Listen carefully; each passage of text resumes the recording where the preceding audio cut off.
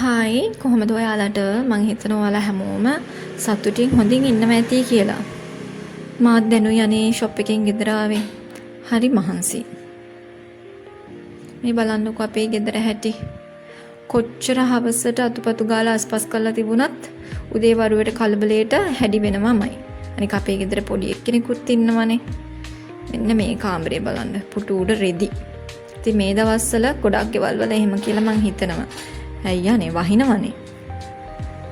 ආසේ තරම් ෂුවර් නැහැ මමත් ඉතින් ගෙදර නැති නිසා රෙදි ටික එළියට දාලා යන්න බෑ. බැස්සොත් එහෙම ගන්න කවුරුත් නැති හින්දා. ඉතින් ඉරිද විතරයි මම ගෙදර ඉන්නේ. එතකම්ම මේ රෙදි ටික ওই පුටු වලම තමයි තියෙන්නේ. වේලිලා තිබුණත් අර සීතල ගතිය තියෙන හින්දා අනිවාර්යයෙන්ම මට මේ කබඩ් එකට නවලා දාන්න හිතෙන්නෙම නැහැ. පුස් ගඳක් එනවා. ඉතින් ඒක නිසා ඉරිදා දවස් වෙනකන් ওই පුටු උඩ ওই රෙදි ටික එහෙමම තියෙනවා. අවුවට වේලලා ගන්න කම්ම. ඉතින් මං ගෙදර ආපු ගමන්ම බෑග් එක තියලා කෙලින්ම එන්නේ කුස්සියට. තේ එකක් බොන්න. ඒ වෙලාව තමයි මං ආසම වෙලාව. තේ එකක් හදලා තේ එකත් රස කර විනාඩි 5 10ක් විතර යන්න පුළුවන් 아무තු ලෝකයක් තියෙනවා. මං හිතනවා තේ බොන අය ඒක දන්නවා ඇති. අපේ කල්පනාව, ප්ලෑන්ස් ගොඩක් දේවල් තියෙනවා මේ ටී කප් එක ඇතුලේ. තේ බොන එක නම් ඒ තරම් හොඳ පුරුද්දක් නෙමෙයි. ඒත් මේ නරක පුරුද්දමට අතර ගන්න බැරුවයි ඉන්නේ. ටික ටික එහෙත් අතර ගන්න. මං ඔයාලට කිව්වනේ මං ආපු ගමන්ම බෑග් එක තියලා කුස්සියට යන්නේ කියලා. අන්නේ හේතුව නිසා මං අනිවාර්යයෙන්ම උදේට උයලා යුණාට පස්සේ කුස්සිය අස්පස් කරලා අතු ගාලා තමයි මම යන්නේ. ඇයි කිව්වොත් මම දන්නවා මම වැඩ ඉවර වෙලා ආපු ගමන්ම කෙලින්ම එන්නේ කුස්සියට. එතකොට කුස්සිය ටිකක් අතු ගාලා නැහැ. අපිලිවෙලට තිබුණම ටිකක් මෙන්ටලි එක ටිකක් සෙට් මදි වගේ මට නම්. මම හිතනවා වැඩට යන ගොඩක් අයට එහෙම වෙන්න ඇති කියලා. දැන් ඔයාලා ගෙදර ආපු ගමන්ම එතන පිළිවෙලට අතු ගන්න බැරි වුණා. පිළිවෙලට නීට් එකට තිබ්බම මේ පොඩි කාම් මයින්ඩ් එකක් වගේ තියෙනව නේද? දැන් මටත් එහෙම තමයි කුස්සියට ගිය ගමන්ම මං කෙලිම කුස්සියට යන්නේ. එතකොට මං ක්ලීන් එකේ තියනවා නම් මට ඒක මයින්ඩ් එක සෙට් වෙලා ආපු ගමන්ම මම මයින්ඩ් එක සෙට් කරගන්නවා. ඊට පස්සේ වැඩ ටික කරගන්න කිසි ප්‍රශ්නයක් නැහැ.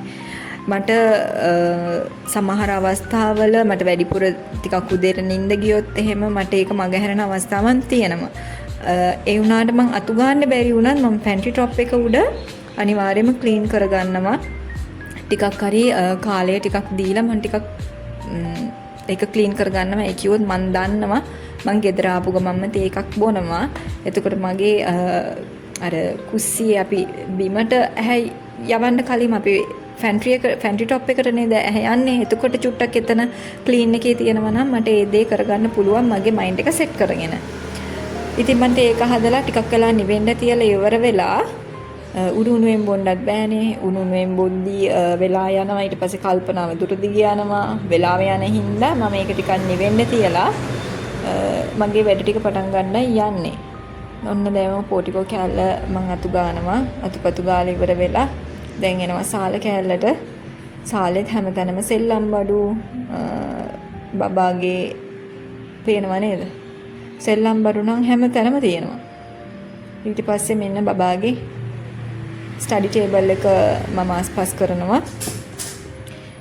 ස්ටඩි ටේබල් එක හැමදාම අස් කරනවා මම. ඒ කිව්වොත් බබාටත් අර ආපු ගමන්ම ටේබල් එක අපිලිවෙලට තිබ්බමත් හොඳ නෑනේ. සමහර තැන් තියෙනවා අපි අර පිළිවෙලට තියන්න ඕන. ඉතින් ස්ටඩි ටේබල් එකක් බබෙක්ගේ ඒ වගේ තමයි.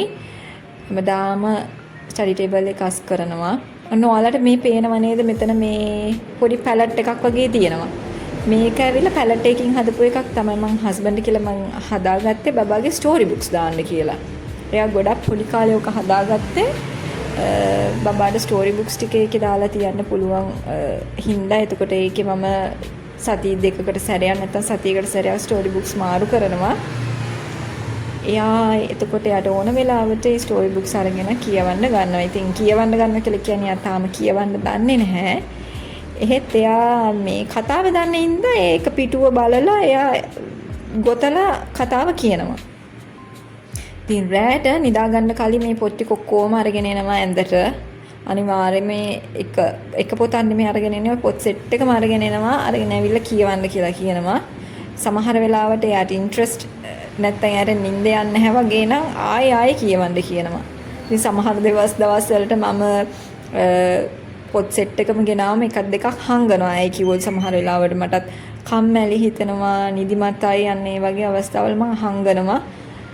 මේ ඒක ඉතින් හොඳ පුරුද්දන්නේ බබාලාව. ඉතින් අර ෆෝන් එකට හුරු කරනවට වඩා පොත කියන දේ හුරු කරනවා නම් හොඳයි කියලා හිතනවා ඉතින්.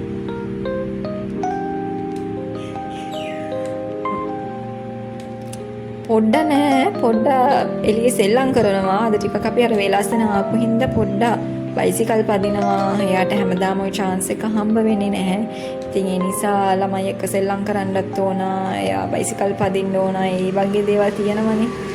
ළමයින්ට කරන්න ඕන. ඒකින්ද එයාට ටිකක් නිදහසේ ඉන්න දීලා මම මගේ වැඩ ටික කරගන්නවා. එයා හිටියානම් මම මෙතන මේම පාඩුවේ වැඩක් කරන්න හම්බ වෙන්නේ නැහැ. සාලෙත් ඉක්මනට අතු ගාලා වුණ කාමරේට ආවා.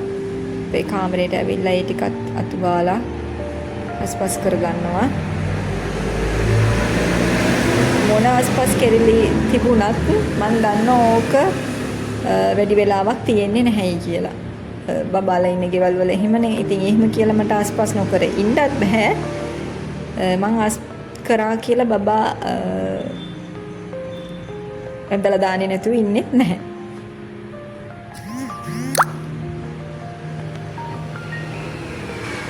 කාමරෙත් ඉවරයි.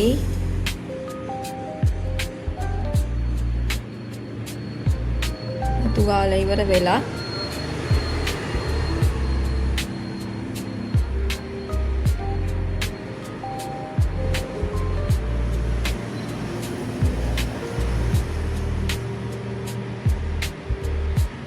දැන් ඉතින් අතු ගාලා ඉවරයි. මම තේ එක බොන්නයි යන්නේ. දැන් බලන්නකෝ. කාමරේ මේන් පේනව නේද ඇඳ. මේ ළඟදී පෙරේදා චෝක් එකක් අරන් ඇඳා.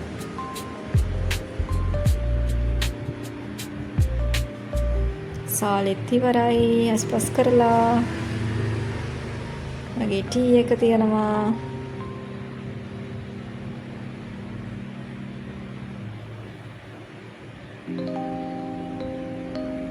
මම අතු ගාලා ගියේ. අතු ගාලා තියලා අත හොදගෙන ආවේ ටී එකක් බොන්න කියලා බලාගෙන. දැන් ඉතින් ඉඳගෙන මගේ තේ එක රස විඳින්න යන්නේ.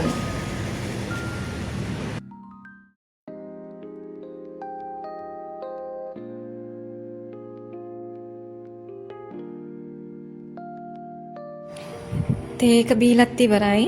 දැන් බලන්න ඕන මේ පොඩ්ඩක් මොනවද කරන්න කියලා සෙල්ලම් කරන්න ගියා. චුට්ටක් ඇහැදාලා බලන්න ඕන. එතන මොකද වෙන්නේ කියලා බලමු අපි. පොඩි එක්කෙනා මොකද කරන්නේ කියලා. නැත්තම් මොන හරි දඟ වැඩක් කරොත් එහෙම ඉවරයි.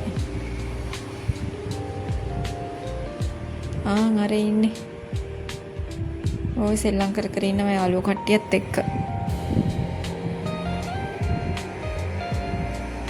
බයිසිකල් පදින්නේ නැහැ. අර ඉන්නේ. කර උඩ ඉන්නේ. ඒ තමයි අපේ පොඩි එක්කෙනා. එයාට අවුරුදු 4යි. නර්සරි යනවා.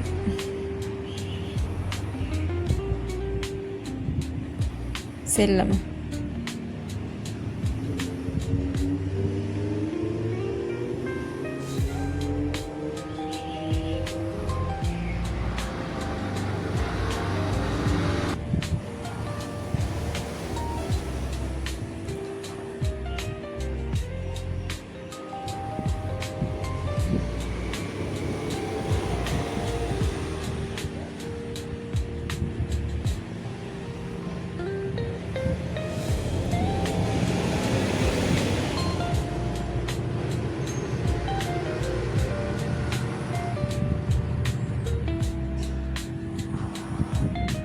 දැන් යාර චුට්ටක් කාටුන් බලන්න ඕන කියලා කිව්වා. කාටුන් ටිකක් දාලා දීලා මම ගීතර වැඩ ටික කරගන්නවා. එයාට කාටුන් දාදී මම TV එකෙන් ටයිමින් සෙට් කරලා තමයි තියෙන්නේ. පැය භාගයක් තමයි මම කාටුන් දෙන්නේ. ඉතින් පැය භාගයකට ටයිමින් සෙට් කරලා එනවා. එතකොට පැය භාගයට ඔටෝ ඕෆ් වෙනවා. එයා ඒකට දැන් පුරුදු වෙලා තියෙන ඉඳා ඕෆ් වුණාම එයා මුකුත් කියන්නේ නැහැ. එයාගේ ඉතුරු වැඩ මොන හරි තියෙනවා නම් ඒක කරගන්නවා. දැන් මම පැලවල් වලට වතුර දාලා වැස්ස වුණාට මේ අයින් වල තියෙන පැලවල් වලට වතුර වැටෙන්නේ නැහැ අනේ. ඒක නිසා අනිවාර්යයෙන්ම මේ වලට වතුර දාන්න ඕන. එහෙම නැත්තම් මේ වතුර වැටෙන්නේ නැතුවම ඒවා මැරිලා යනවා.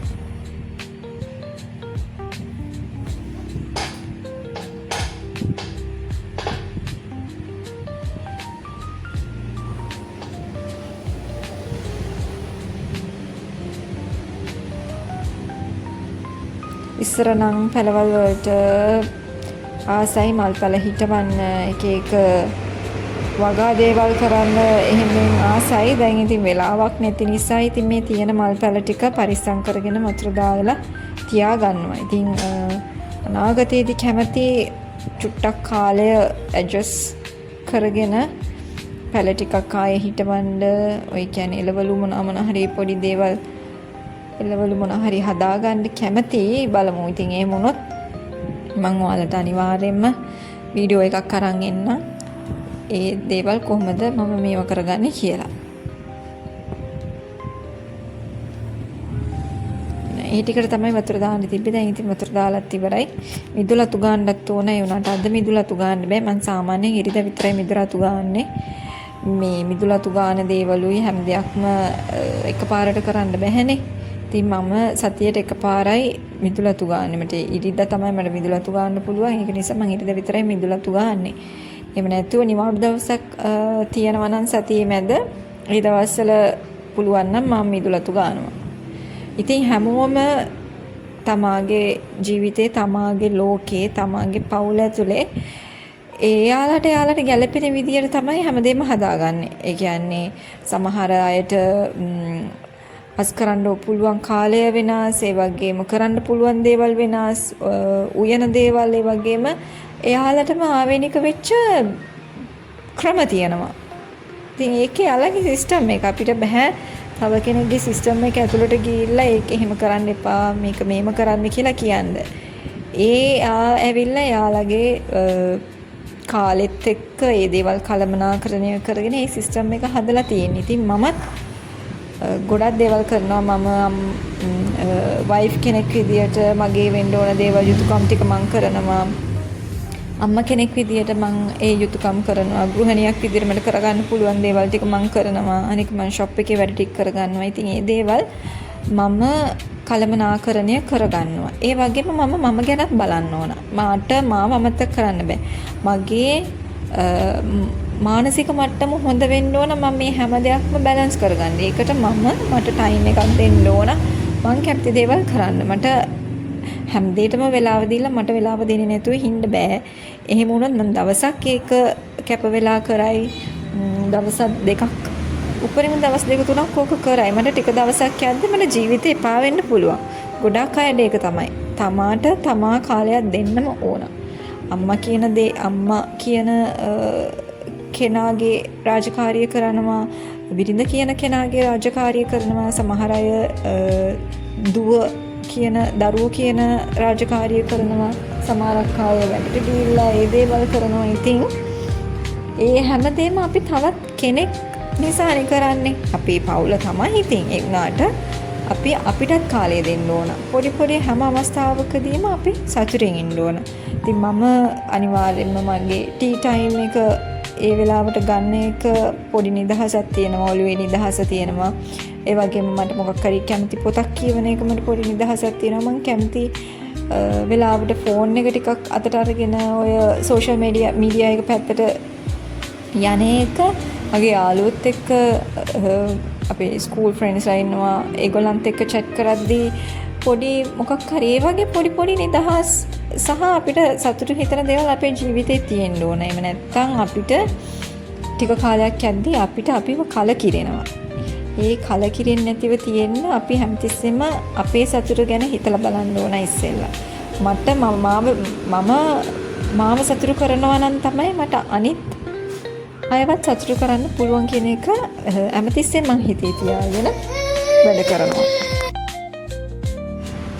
දැන් ගෙදර වැඩ ටික ඔක්කොම ඉවරයි. මම පොඩි එක්කිනාව ගිහිල්ලා ඇඟ හොදවලා එයාට පේන්ටින් ඇක්ටිවිටි එකක් දීලා මමත් ඇඟ හොදගෙන ආවා. දැන් මම පහන තියන්න යන්නේ. ඔක්කොම වැඩ ටික මගේ ඉවරයි. පහන තියලා දැන් අපි දෙන්නත් යාඥා කළා දැන් ස්ටඩිස් ඇක්ටිවිටීස් මොන හරි කරන්න පටන් ගන්න ඕන. මම මේ දේවල් හරි ආසාවෙන් කරන්නේ ඇයි කිව්වොත් මම අම්මා කෙනෙක්. මගේ ඒ අම්මා කියන ඒ වගකීම මං හරියටම කරන්න ඕන කියන එක මගේ හිතේ හැමතිස්සෙම තියෙන එක.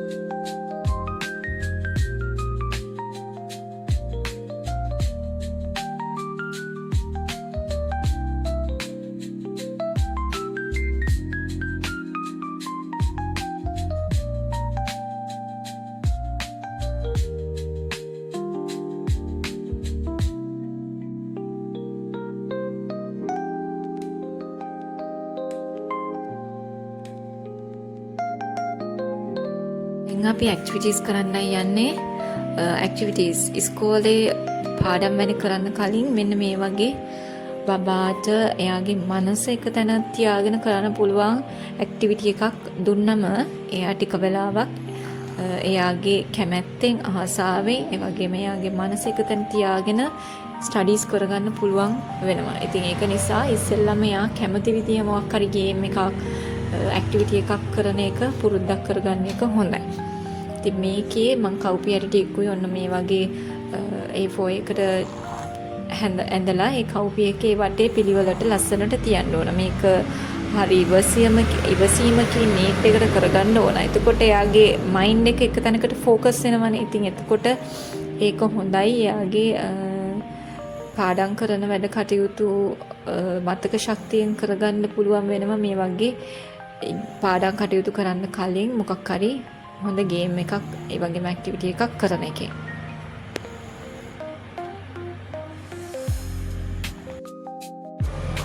මෙන්න මේ වගේ තමයි කරලා අවසානයේදී තියෙන්නේ. ඉතින් දැන් ඒ ටික අපි අස්පස් කරලා දැන් ස්කූල් හෝම්වර්ක් ටික කරන්න තමයි මේ පටන් ගන්න යන්නේ. දැන් ඉතින් එයා චුට්ටක් ආසාවෙන් මේ වැඩ ටික කරන්න ගත්තා.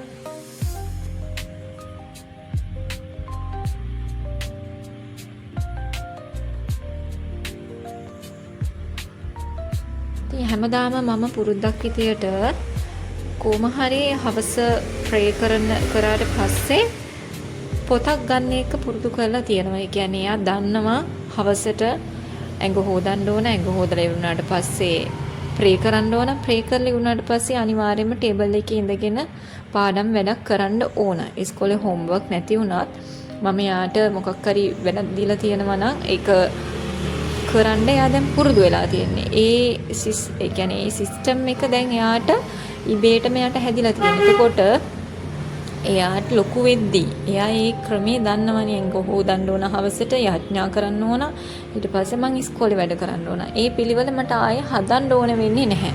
ඒක මං ගොඩක් පොඩි කාලේ ඉඳන්ම එයාට සාමාන්‍යයෙන් තේරෙන කාලේ ඉඳන්ම මේ විදිය කරගෙන ආවා. ඒක නිසා එයාට දන්නවා මම යාඥා කරාට පස්සේ මම මොනවද කරන්න ඕන කියන එක එයා දන්නවා. ඊට පස්සේ එයා මොනවද කරන්න ඕන කියන එකත් දන්නවා. ඉතින් ඒක නිසා මට ලොකු වුණාම කරදරයක් වෙන්නේ නැහැ. ඇඟිල්ලෙන් ඇන මේක කරන්න කියලා කියන්න ඕන වෙන්නේ නැහැයි කියලා මම හිතනවා.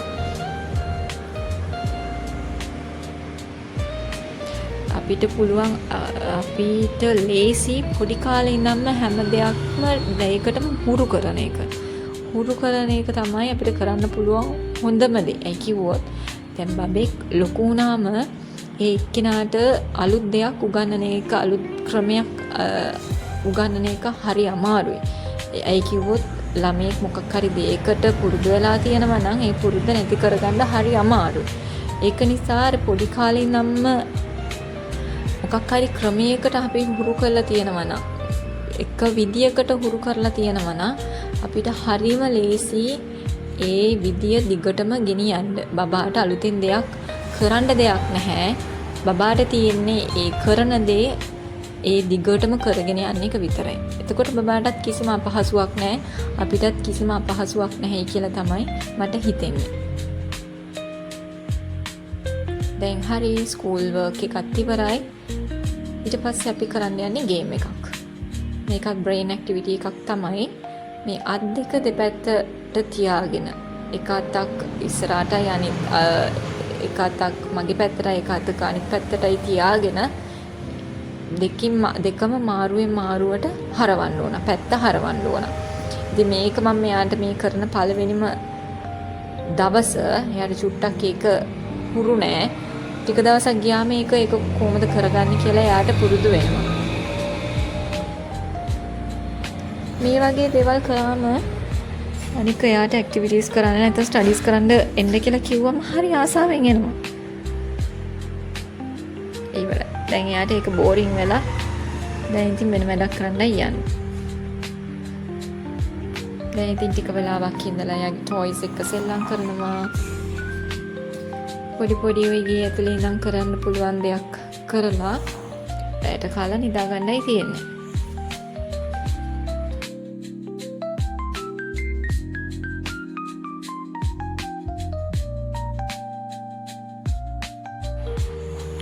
දැන් පොඩ්ඩක් රැට කෑවා. මම නම් කෑවේ නෑ.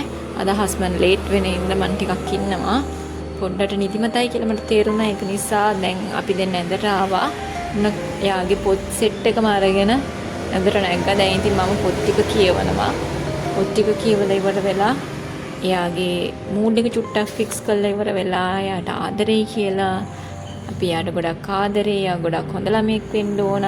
එමෙ කියලා එයාගේ මොකක් හරි එයාගේ හදාගන්න අඩුපාඩුවක් තියෙනවා නම් ඒක එයාට තේරුම් කරලා දීලා මගෙන් මොකක් හරි අඩුපාඩුවක් වුණා නම් ඒකටත් සමා වෙන්න කියලා මම එයාගේ හිත හදලා ඒව මේවා කළා. ඊට පස්සේ නිදා ගන්නයි තියෙන්නේ. දැන් ඉතින් අපි දෙන්න ස්ටෝරිස් ටික කියවනවා.